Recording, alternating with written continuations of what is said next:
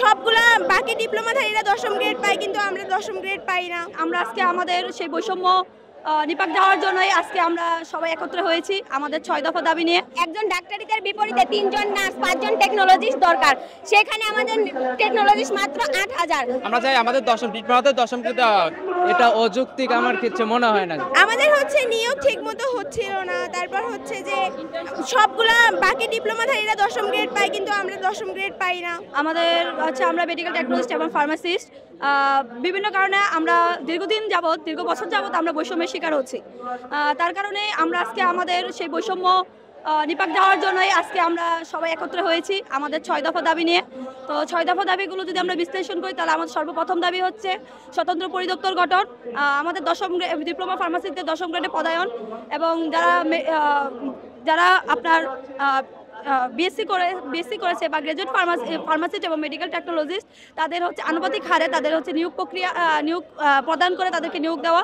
সেই সাথে ঢাকা আইএসটিকে আমরা বিশ্ববিদ্যালয়ে রূপান্তর করে আমরা আমাদের যে ফার্মাসিস্টদের আমাদের যেটা বিফার্ম, তারপর বিএসসি এবং এমএসসি কোর্স চালু করা এবং তাদের নিয়োগ দেওয়া।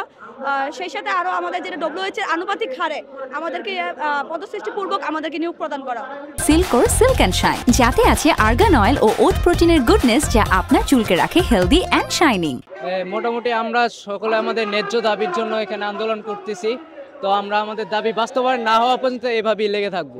এটা অযৌক্তিক আমার কিছু মনে হয় না, যেহেতু একটা হসপিটালে একজন এমবিবিএস ডক্টরের পাশাপাশি একজন মেডিকেল টেকনোলজিস্টও অনেক ভূমিকা অবদান রাখে। তো এই ক্ষেত্রে আমার মনে হয় আমাদের দাবিগুলো যৌক্তিক। আপনি জানেন আমরা মেডিকেল টেকনোলজিস্ট, আমরা রোগীর পরীক্ষা নিরীক্ষা করি, সেই রিপোর্টের উপর ভিত্তি করে ডাক্তার চিকিৎসা দেয়, অথচ আমরা নন মেডিকেল পার্সন হিসেবে গণ্য হইতাছি। এর থেকে বৈষম্য কি হইতে পারে আমাদের সাথে? আমরা আজ 13 বছর ধরে আমাদের কোনো নিয়োগ নাই। একজন ডাক্তারিকে WHO ওয়ার্ল্ড হেলথ অর্গানাইজেশন অনুযায়ী একজন ডাক্তারিদের বিপরীতে 3 জন নার্স, 5 জন টেকনোলজিস্ট দরকার, সেখানে আমাদের টেকনোলজিস্ট মাত্র 8000। তাহলে আর বাদবাকি টেকনোলজিস্ট কি করবে? তারা কোন জায়গায় অবস্থান করছে সেই খবর সরকারের নেওয়া দরকার, সরকারের এবার টনক নড়া দরকার। আমরা দীর্ঘ 1 মাস ধরে আমাদের যৌক্তিক দাবি বা আমাদের অধিকার নিয়ে আন্দোলন করে আসছি। আমাদের মূলত 6টি দাবি ছিল, তার মধ্যে আমাদের স্বতন্ত্র পরিদপ্তর গঠন করতে হবে, তারপর বাংলাদেশের সব জায়গায় ডিপ্লোমারা 10ম গ্রেড পেয়ে আসছে, শুধুমাত্র আমরা মেডিকেল টেকনোলজিস্টরা তারাই শুধু 11তম গ্রেড বা কর্মচারী হিসেবে এখনো পদে বহাল আছি। আমরা চাই আমাদের ডিপ্লোমাতে 10ম গ্রেড দেওয়া।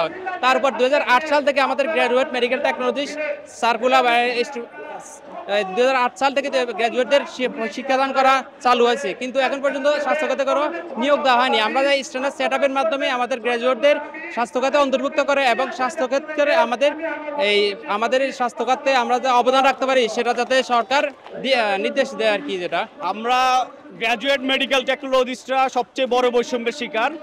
2002 সাল থেকে সরকার রাজস্ব ব্যয় করে আমাদেরকে সরকারি বিভিন্ন ইনস্টিটিউটে পড়াচ্ছে, বিশ্ববিদ্যালয়ে পড়াচ্ছে, কিন্তু একজন গ্র্যাজুয়েট মেডিকেল টেকনোলজিস্টের বাংলাদেশের মানুষের রোগ নির্ণয়ের কাজে সরকার নিয়োগ করেনি।